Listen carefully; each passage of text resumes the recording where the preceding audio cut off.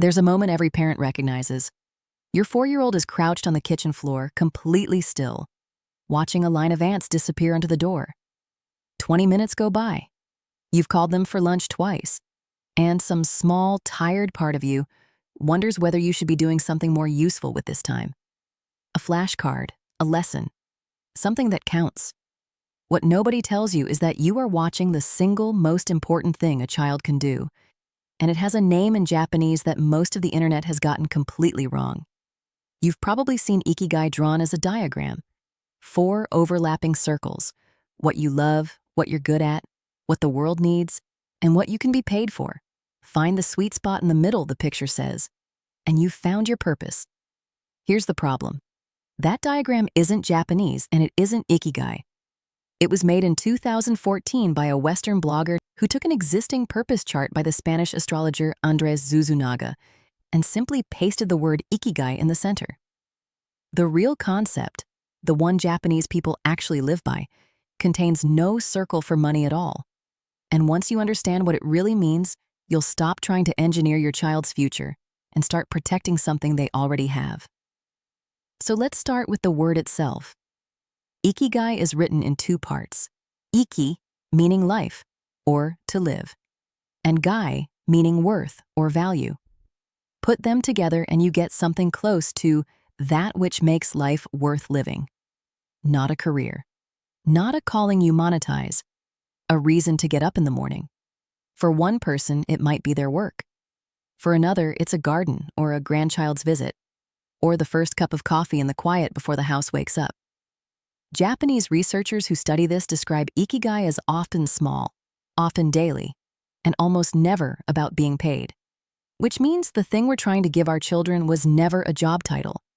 It was a feeling that being here today is worth it. That reframe changes everything about how we talk to kids. Think about the question we ask them constantly, sometimes before they can even tie their shoes. What do you want to be when you grow up? We mean it kindly, but buried inside it is a quiet message. Who you are now isn't the point. The future version of you is. Purpose, though, it doesn't work like that.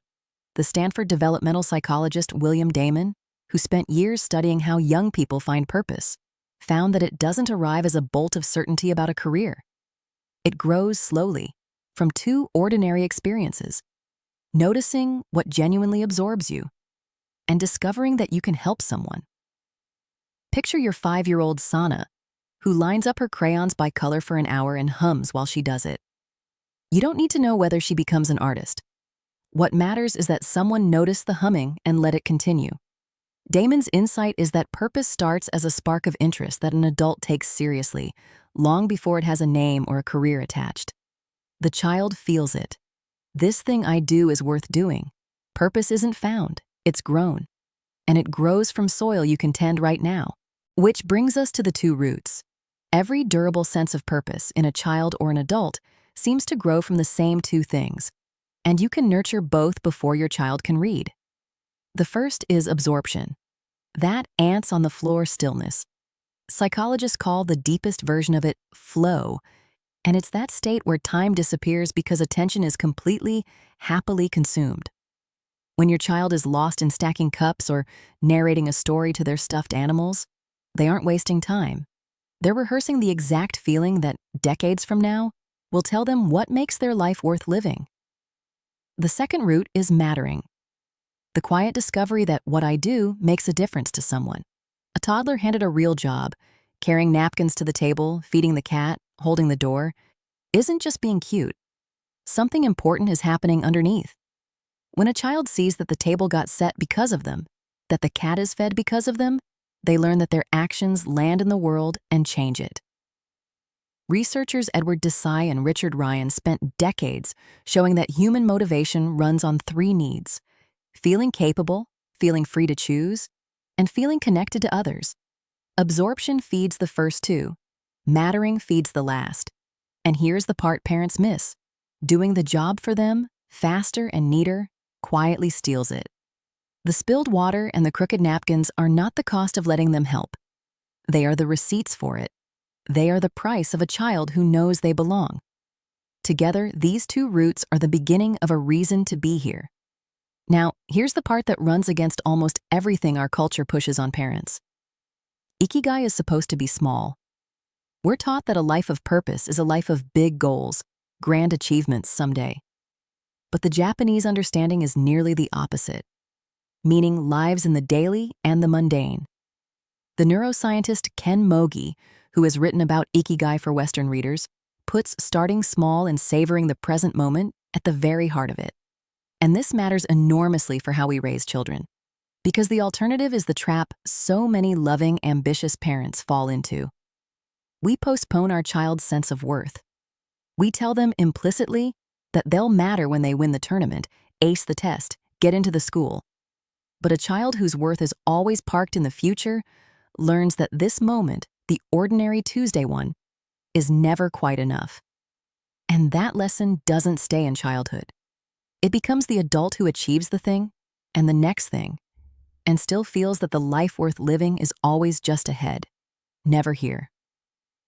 The finish line keeps moving because it was never really about the finish line. A child who is allowed to feel that today mattered, that the ants were worth watching and the napkins were worth carrying, learns the opposite. They learn that life is worth living now. That's not a lesson you deliver. It's a climate you create. And that leads to the thing this was really about the whole time. Because if you strip away the diagrams and the pillars and the productivity spin, teaching a child Ikigai was never about achievement at all. There's no study that proves you can sit a 4-year-old down and instill lifelong purpose. And any video that tells you otherwise is selling something. What the science actually points to is quieter and honestly more hopeful. You cannot install purpose in a child, but you can protect the conditions where it grows on its own.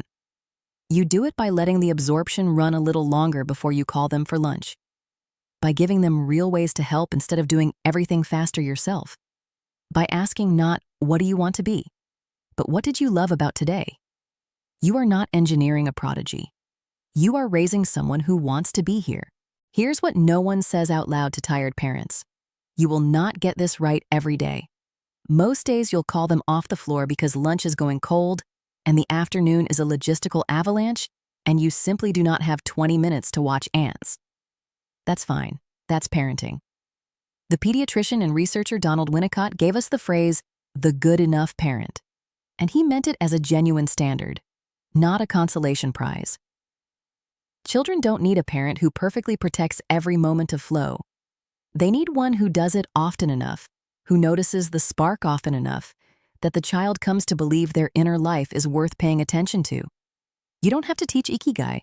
You just have to keep believing your child's small, absorbed, ordinary moments are worth something. Because when you believe it, they start to believe it too. So the next time you find them crouched on the floor, watching something you can't even see, and you feel that pull to make the moment more productive, try this instead. Wait, just for a minute. Let them stay. What looks like nothing is a child practicing the most important skill there is, the skill of finding a reason to be alive on an ordinary day. You are not raising a resume. You are not preparing them for some future where they'll finally matter.